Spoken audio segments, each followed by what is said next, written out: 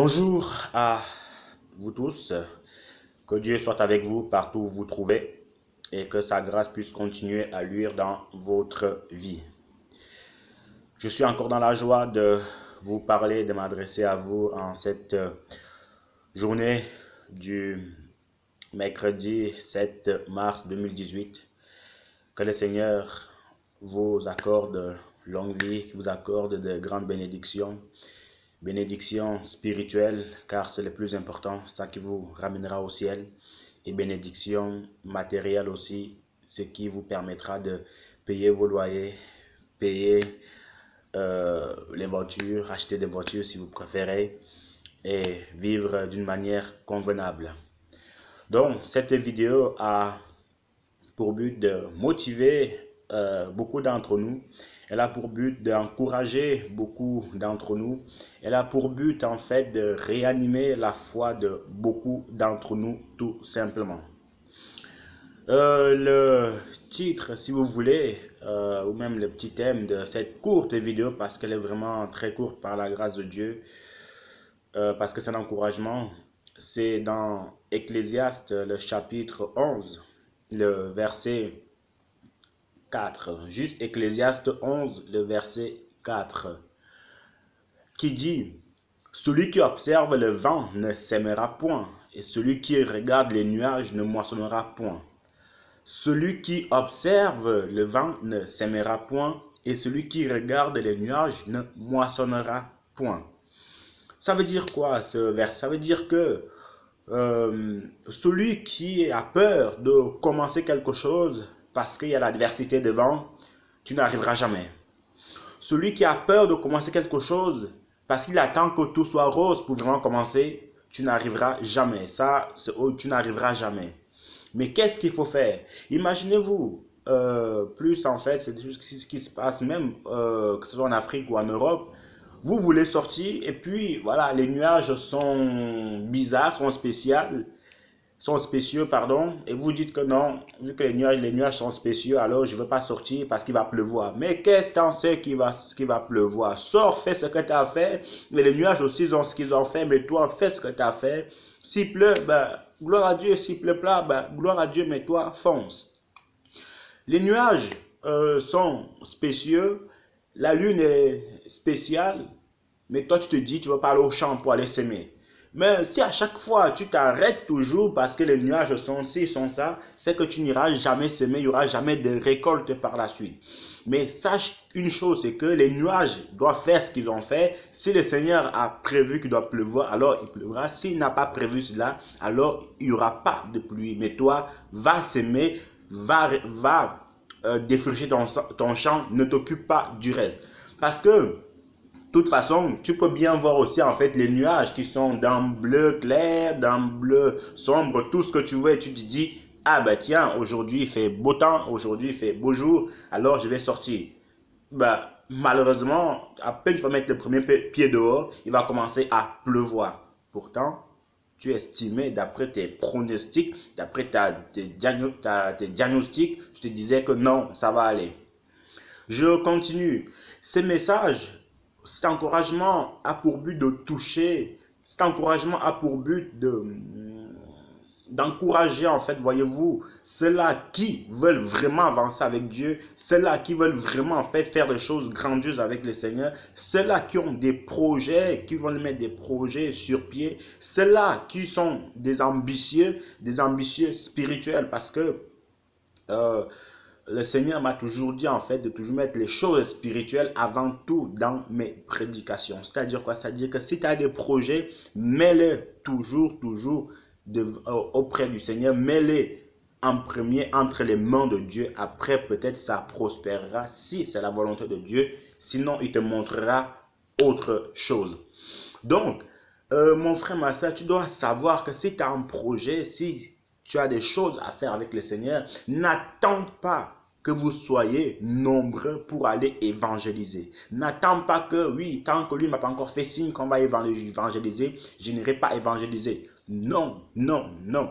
Tu dois prendre tes deux pieds, tu dois prendre ta Bible et aller évangéliser. Même prendre ta bouche et aller évangéliser tout simplement. N'attends pas que vous soyez en groupe, n'attends pas que vous soyez 10 pour aller évangéliser. S'il n'y a personne pour aller avec toi, toi, prends tes clics et tes claques, vas-y. S'il n'y a personne avec toi, prie le Seigneur et le Seigneur en fait va te réanimer pour aller évangéliser. Parce qu'il y a des gens, en fait, il y a des âmes qui meurent au dehors, il y a des âmes, en fait, qui attendent que tu ouvres la bouche, qu'on ouvre la bouche pour qu'ils se convertissent. Mais toi, tu es là, tu attends. Non, j'attends que le frère X me fasse signe pour aller évangéliser. Non, j'attends que la sœur Z me fasse signe pour aller évangéliser. Pendant ce temps, les âmes sont en train de mourir au dehors. Pendant ce temps, les âmes ont soif de la parole de Dieu. Mon frère, ma sœur, sache que à chaque fois qu'une âme meurt de manière spirituelle, à cause de toi, à cause de moi, c'est une âme en fait, donc on rendra des comptes au Seigneur. Ça, il faut vraiment que tu le saches. Et puis, une autre chose qui est là, c'est que, mon frère, ma soeur, va évangéliser et puis le Seigneur enverra d'autres frères, d'autres sœurs pour t'accompagner. Mais n'attends pas que vous soyez en masse pour aller le faire. Je prends un exemple.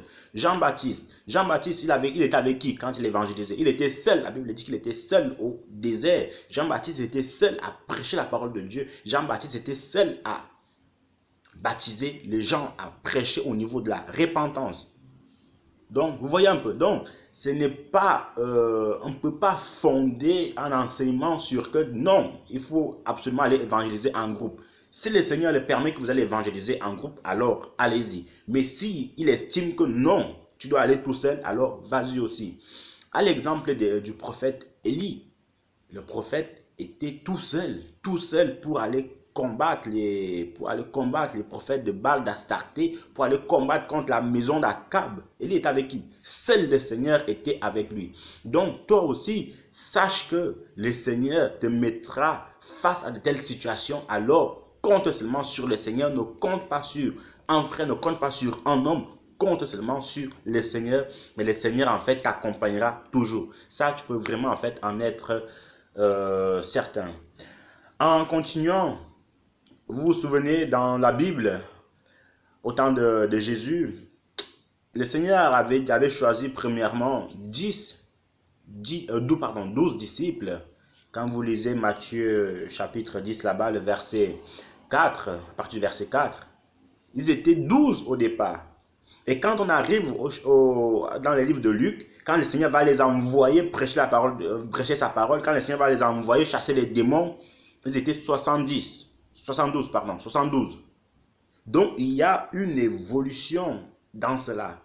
Et après cela, quand on voit en fait dans le livre des Actes des Apôtres, dans la chambre haute, ils étaient 130 à attendre l'effusion du Saint-Esprit. Et une fois que ce Saint-Esprit en fait était venu, juste une seule prédication de l'apôtre Pierre avait suffi pour convertir 3000 âmes. Ça veut dire quoi? Ça veut dire que quand le Seigneur te donne peu et que tu fais beaucoup avec ce peu-là, alors il te rajoute, il rajoute et il rajoute. Mais s'il te donne en fait peu et que tu ne fais rien avec, comment veux-tu en fait qu'il rajoute? Donc, sachons vraiment faire beaucoup de choses avec peu que le Seigneur nous donne et le Seigneur en fait rajoutera à notre vie. Et quand vous lisez toujours en fait le livre des Actes des Apôtres, on voit toujours en fait cette phrase-là qui vient et le Seigneur rajoutait, et le Seigneur rajoutait, et le Seigneur rajoutait, et le Seigneur rajoutait. Alors, dis-moi, comment veux-tu que le Seigneur rajoute si déjà toi, tu ne fais aucun effort? Donc, mon frère, ma soeur, enlève la timidité, enlève la tiédeur, mais arme-toi de la puissance de Dieu, arme-toi du courage de Gédéon, arme-toi du courage de Samson pour aller faire l'œuvre de Dieu. C'est encore un autre problème que les gens de ce monde, que nous avons. On attend que tout soit rose pour changer le monde. Non, non, non. Certes, on ne changera pas complètement le monde, mais tu es appelé à contribuer au changement de ce monde-là.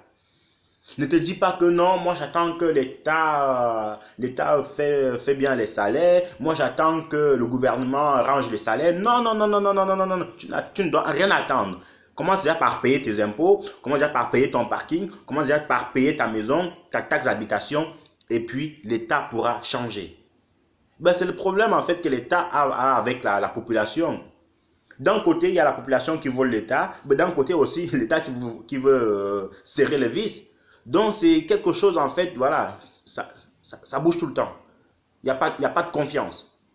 Mais toi, ce n'est pas ton problème. Tout ce que tu dois faire en tant qu'enfant de Dieu, ou même toi qui passes par là, qui écoute cette vidéo, qui n'est pas chrétien, mais qui désire l'être, sache que tu dois contribuer au changement de ton pays, au changement de ce monde. Ne t'inquiète pas de ce que les autres vont dire. De toute façon, moi j'ai essayé machin truc. C'est pas ton affaire. Sache que tu n'as qu'une vie. Alors donne-la au Seigneur. Alors fais ton travail dans ce monde. Et puis, il arrivera un temps où le Seigneur t'appellera au bercail.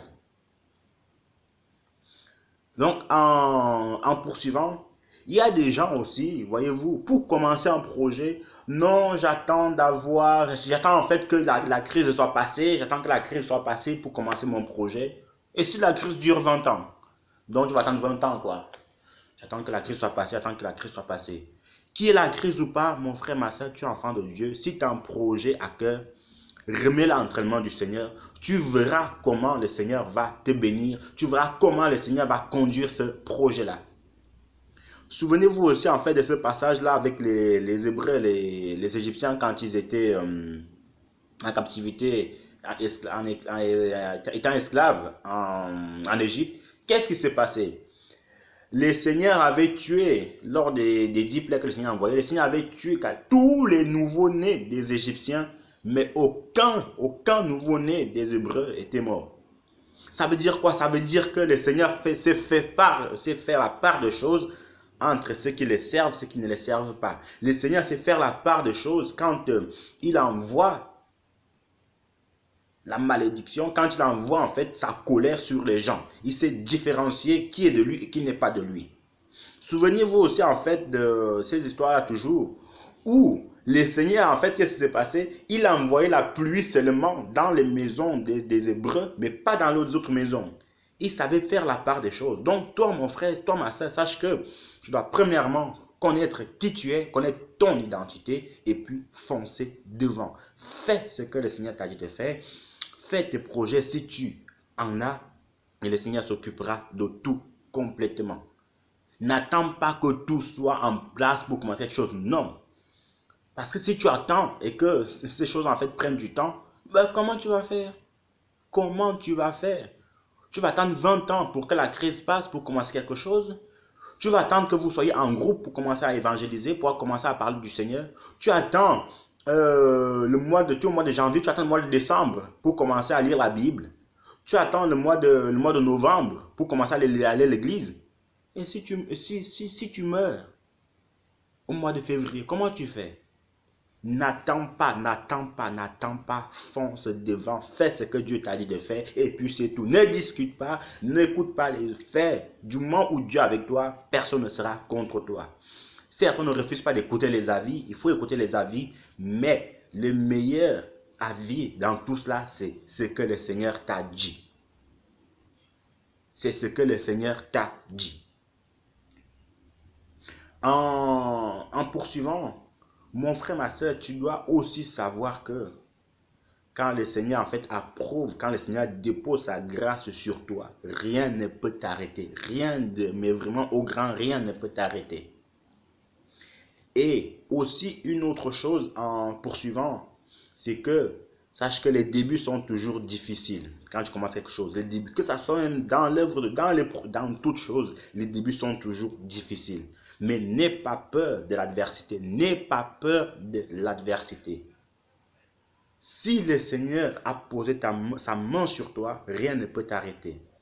Mais il faudra que tu fournisses beaucoup de travail. Il faudra que tu fournisses beaucoup de courage. Alors là, tu pourras y arriver. Mais ne sois pas de ceux-là qui disent que j'attends. Tu attends quoi? Tu attends quoi? Tu attends quoi? Il faut dire, tu attends quoi? Que ce monde soit rose pour commencer des projets, ben, rassure-toi qu'il ne sera jamais, mais vraiment jamais rose ce monde. Jamais de la vie sera rose. Et tu mourras comme ça, ben, j'attendais. Tu attendais quoi? Donc, fonce devant. Tu dois avoir une seule parole dans ta tête, c'est « je fonce par la grâce de Dieu, je fonce par la grâce de Dieu, je fais par la grâce de Dieu, je fais par la grâce de Dieu ». Et ne renvoie pas les choses au lendemain, parce que le lendemain ne t'appartient pas. Il appartient à Dieu seulement. Il ne t'appartient pas, il appartient à Dieu seulement. Donc, c'était un peu ça. Que le Seigneur vous bénisse, que le Seigneur soit avec vous. Vraiment, soyez des guerriers, soyez des soldats, des soldates pour les choses de Dieu. Tout ce que vous ferez, tout ce que vous faites, n'ayez pas peur de l'adversité, n'ayez pas peur des obstacles, n'ayez peur de rien si ce n'est de Dieu. Et quand Dieu met sa main sur vous, vous serez comme des Zorobabel, vous serez comme des Néhémie, vous serez comme des Esdras, que même s'il y a des Sambala et des Tobija, même s'il y a des Corée, des Dathan et Abiram qui se lèvent contre vous, le Seigneur va s'occuper d'eux. Mais vous, foncez devant. Que Dieu vous aide, que Dieu vous encourage encore davantage et que sa grâce puisse continuer à luire dans votre vie. Au revoir.